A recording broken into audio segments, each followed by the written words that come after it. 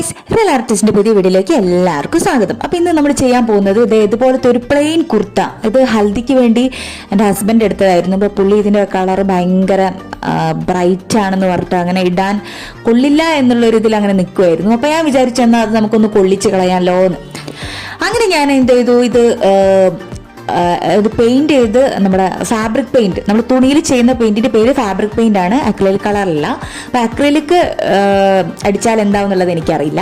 അപ്പൊ fabric colour ഞാൻ എടുത്തിട്ടുണ്ട്. അപ്പൊ കളർ ചെയ്യാന്ന് വിചാരിച്ചിട്ട് ഞാൻ എന്ത് ചെയ്തു, ആദ്യം തന്നെ പെൻസിലുകൊണ്ട് ഒരു ഡിസൈൻ വരച്ചെടുത്തു. അപ്പൊ ഇത് ഈ കാണുന്നതാണ് ഡിസൈൻ. വലിയൊരു ഡിസൈനൊന്നും അല്ല, എന്നാലും ഒരു ചെറിയൊരു ഡിസൈൻ. അങ്ങനെ ഞാൻ എന്ത് ചെയ്തു, ഈ തുണി ഇളകി പോകാതിരിക്കാതെ ഒന്ന് ക്ലിപ്പ് ചെയ്ത് വെച്ചിട്ട് ഞാൻ ആ പെൻസിൽ കൊണ്ട് വരച്ചതിൻ്റെ ഉള്ളിൽ ഗോൾഡൻ കളർ കൊണ്ട് ഒന്ന് ഫില്ല് ചെയ്തെടുത്തു. അപ്പൊ ഗോൾഡ് കളർ ആകുമ്പോൾ നല്ല തിളക്കമൊക്കെ ഉണ്ട്. അത് കാണാൻ അതിന്റെ ഫൈനൽ ഔട്ട്പുട്ടിലും അത് കാണാൻ നല്ല ഭംഗിയുണ്ടായിരുന്നു. പിന്നെ എനിക്ക് നേരിട്ട് കാണാൻ ഇതിനേക്കാൾ നല്ല ഭംഗിയുണ്ട് കേട്ടോ, ഞാൻ വരച്ചുകൊണ്ട് പറയല്ല.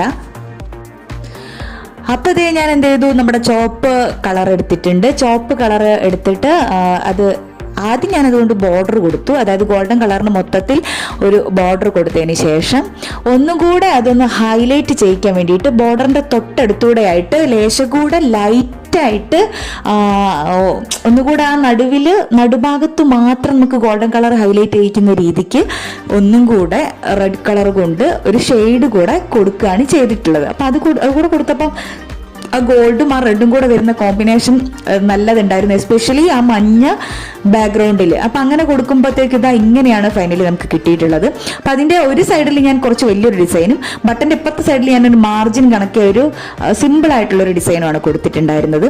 അപ്പം ഇപ്പുറത്തെ സൈഡ് ഏകദേശം കംപ്ലീറ്റ് ആയപ്പോൾ ഞാൻ എന്ത് ചെയ്തു, മറുഭാഗത്തെ സൈഡ് കൂടെ വരയ്ക്കാൻ വേണ്ടി പോയി.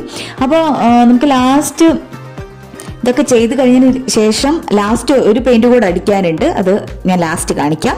അപ്പോൾ ഇത് ഇത്രയും ചെയ്ത് കഴിഞ്ഞപ്പോൾ ഞാൻ ഒന്നുകൂടെ റിപ്പീറ്റ് ചെയ്യാണ്. അതായത് ഗോൾഡൻ കളർ കൊണ്ട് ഫില്ല് ചെയ്തു, റെഡ് കളർ കൊണ്ട് മാർജിൻ വരച്ചു, ദെൻ എന്ത് ചെയ്തു, റെഡ് കളർ കൊണ്ട് ജസ്റ്റ് ഒന്ന് ഷെയ്ഡ് ചെയ്തെടുത്തു. അപ്പോൾ ഇപ്പുറത്തെ സൈഡും ഞാൻ അങ്ങനെ ചെയ്തിട്ട് കംപ്ലീറ്റ് ചെയ്തെടുത്തിട്ടുണ്ട്. അപ്പോൾ ഇതിന് ഒരുപാട് വരയ്ക്കാൻ വലിയൊരു കഴിവോ അല്ലെങ്കിൽ ഇത് കംപ്ലീറ്റ് ചെയ്യാൻ ഒരുപാട് സമയത്തിൻ്റെ ആവശ്യവും ഇല്ല.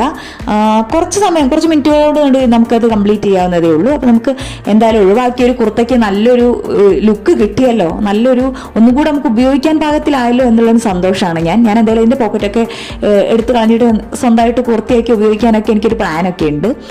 അപ്പോൾ ഞാനിതേ ബ്ലാക്ക് കളർ എടുത്തു. ബ്ലാക്ക് കളർ എടുത്തിട്ട് ഇതിനൊരു മാർജിൻ കൂടെ കൊടുക്കുകയാണ്, ഒരു ഔട്ട്ലൈൻ കൂടെ കൊടുക്കുകയാണ്. അപ്പോൾ ഔട്ട്ലൈൻ കൊടുക്കുമ്പോഴാണ് ഇത് ശരിക്കും പൊളിയായത്. അടിപൊളി ഞാൻ ചെയ്തുകൊണ്ട് പറയല്ല. അപ്പോൾ അതേ ഇങ്ങനെ കംപ്ലീറ്റ് ആയിട്ട് ബ്ലാക്ക് കൊണ്ട് കൊടുത്തപ്പോൾ ഈ ഡിസൈൻ ഒന്നുകൂടെ എടുത്ത് പിടിച്ച് കാണാൻ വേണ്ടി തുടങ്ങി. അപ്പോൾ ആദ്യം അത് മഞ്ഞയിൽ ഇങ്ങനെ നിൽക്കുന്നേ ഉണ്ടായിരുന്നുള്ളൂ, ഇപ്പോൾ ഒന്നും കൂടെ ഒരു ക്ലാരിറ്റി വന്നു. അപ്പോൾ ഇത്രയേ ഉള്ളൂ എൻ്റെ വീഡിയോ. അപ്പോൾ ഇഷ്ടപ്പെട്ടുന്നുണ്ടെങ്കിൽ ചാനലിലോട്ട് വീണ്ടും വരിക. ഇതുപോലുള്ള വേറെ എന്തെങ്കിലും വീഡിയോ ഒക്കെ ആയിട്ട് ഞാൻ വീണ്ടും വരുന്നതായിരിക്കും. അതുവരേക്കും ബൈ ബൈ.